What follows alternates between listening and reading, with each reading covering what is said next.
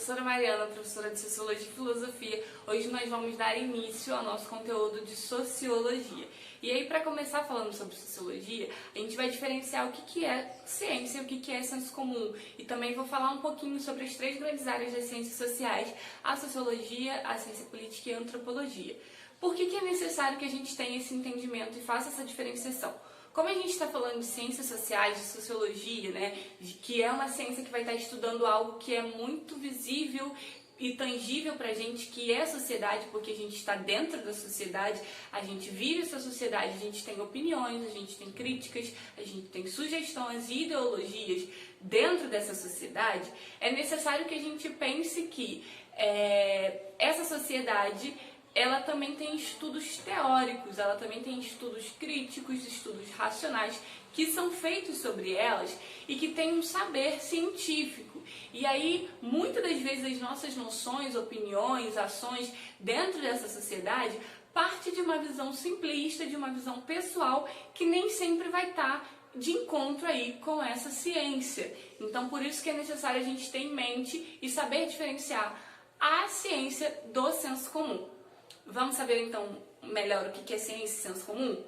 A ciência é o pensamento neutro, racional, é um saber científico, né? Então a ciência ela se afasta dos saberes mitológicos, religiosos, do senso comum e passa a ser um saber, uma realidade científica, racional. E aí a gente viu lá nas aulas de filosofia, né, que no iluminismo, por exemplo, a ciência estava ganhando aí, né, uma grande notoriedade. E aí ela se afastava justamente dessas noções religiosas, mitológicas, enfim, e se aproximava uma ciência cada vez mais racional. O senso comum seria realidade sem questionamento. Como assim? Muitas coisas que a gente tem na sociedade a gente não questiona, a gente apenas reproduz, porque a gente é ensinado dessa forma e aí a gente acaba reproduzindo isso sem nenhuma criticidade.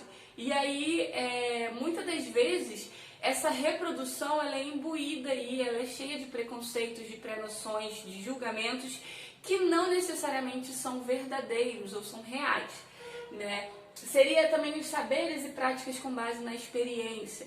Não tem aí uma cientificidade. E aí, para tentar ficar mais claro, vou dar exemplos de senso comum que a gente reproduz ao longo do tempo. Gato preto dá azar. Tem algum estudo científico que diga que o gato preto dá azar? Quebrar espelho dá 7 anos de azar. Tem algum estudo que comprove isso, que é 7 anos cravado de azar? Chinelo virado, se você tiver com seu chinelo virado, sua mãe vai morrer. Alguma certidão de óbito de alguma mãe tá escrito morreu de chinelo virado? Não que eu saiba, não tenho conhecimento. Mas talvez a sua mãe, se você deixar o chinelo virado e não quiser desvirar, ela vai tacar o chinelo em você até você desvirar esse chinelo, porque ela tem medo de morrer. E aí a gente não tem comprovação científica sobre essas coisas, só que são práticas, vivências, realidades que a gente vai reproduzindo aí sem um questionamento, sem uma criticidade e que não são científicos. Então a gente precisa estar atento porque essas visões elas podem gerar pré-noções, preconceitos que atrapalhem um pouco a ciência. E se tratando de uma ciência que está estudando a sociedade, a gente precisa ter ainda mais cuidado porque a gente está dentro da sociedade e a gente não é imune a pensamentos. Então a gente pensa, a gente acredita, a gente tem ideologia, a gente tem religião, educação, tudo isso vai interferir na forma como a gente enxerga esse mundo. Mas se tratando de uma ciência social, a teoria, né, a neutralidade, ela vai se fazer presente para tentar entender essa sociedade. Ciências sociais. Então, as ciências sociais, né, ela vai estar pensando aí nos fundamentos, desenvolvimento e organização das sociedades. O que a gente tem hoje, a sociedade que a gente tem hoje, ela não surgiu do nada, ela não apareceu. Ela é o conjunto de acontecimentos, de processos históricos, sociais, políticos e econômicos que vem ao longo do tempo e que chegou até aqui hoje. Então, a sociedade ela não apareceu do nada, ela não é assim do nada. tem todo um conjunto de coisas que contribuíram para a sua formação, para o seu desenvolvimento, né? E que fazem com que a gente tenha o que a gente tem hoje. Não é à toa o que a gente tem hoje. Origens, processos históricos, conflitos, transformações sociais, cultura, tudo isso faz parte dessa sociedade.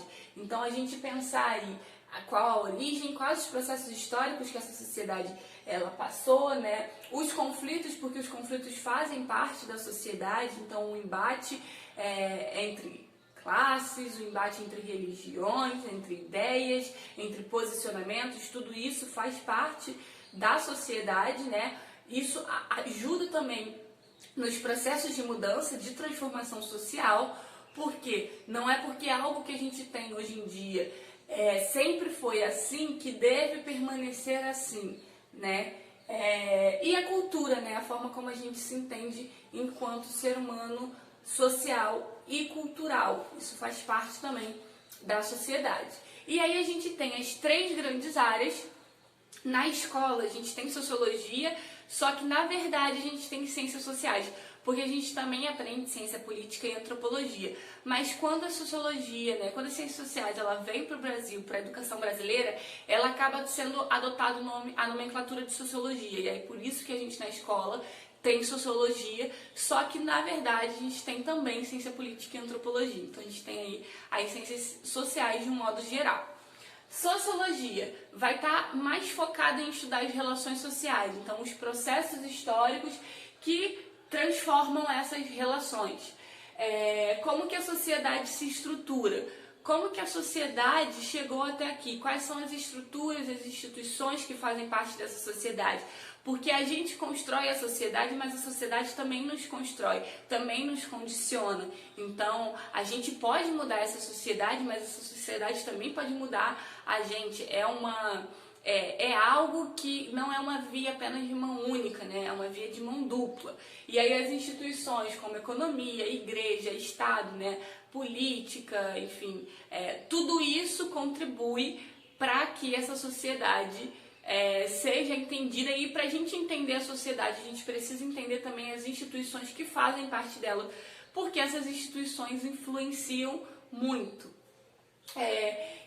E a desnaturalização é algo muito importante dentro da sociologia, porque, como eu falei, todo mundo tem uma visão de mundo, todo mundo tem ideologia, todo mundo pensa de uma forma através aí da sua socialização, da sua educação, da onde você estudou, de como você estudou, de qual religião você segue, ou se você não segue religião, a sua visão política ou a sua aversão por política, tudo isso vai fazer parte do seu eu, mas não necessariamente isso precisa ser rígido, isso precisa ser fixo, porque isso pode gerar aí preconceitos e prenoções erradas. A gente precisa, na sociologia, desnaturalizar visões que a gente tem, que parecem que sempre foi assim, vai continuar assim. Não pode mudar. As coisas, elas se transformam. O conflito gera transformação, que gera mudança social. Então a gente precisa estar aberto a essas mudanças e essa desnaturalização de que a sociedade é algo fechado e algo que a gente não tem poder sobre. Não, a gente pode modificar essa realidade social, mas a gente precisa estar aberto a isso. A gente precisa desnaturalizar principalmente nossos preconceitos, as nossas pré-noções sobre assuntos que a gente acha que tem total entendimento, principalmente. A ciência política, né, como o nome já diz, vai estar mais focada em entender a política e a entender as instituições, os processos, as estruturas de governo, como é que se dá aquele governo, quais as instituições que fazem parte dele, o que ajuda a se pensar a política, né, como, por exemplo, as estruturas e os processos, sindicatos, a igreja, como que isso influencia na política, como que a política influencia nisso, e também a teoria e a prática, porque a gente sabe que na teoria a gente às vezes tem uma coisa e na prática outra. Por que a gente tem essa diferença entre teoria e a prática? Como estudar a teoria e como aplicar essa teoria na prática? Então a ciência política vai estar pensando mais nesse sentido. E a antropologia, que vai ser o estudo do ser humano, o ser humano enquanto um ser cultural, um ser social. Então a antropologia vai estar pensando no homem aí enquanto ser que produz cultura, né?